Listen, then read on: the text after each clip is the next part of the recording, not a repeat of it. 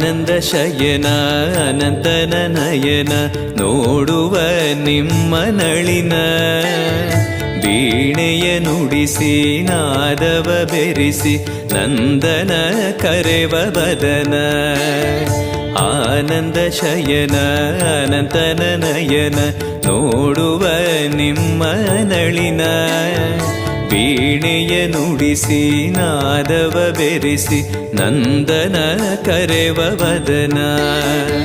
ಭಾಗ್ಯವಿದು ಗುರು ಭಾಗ್ಯವಿದು ಮಧುರಾಪತಿಯನ್ನ ನಟನ ಮಧುರವಿದು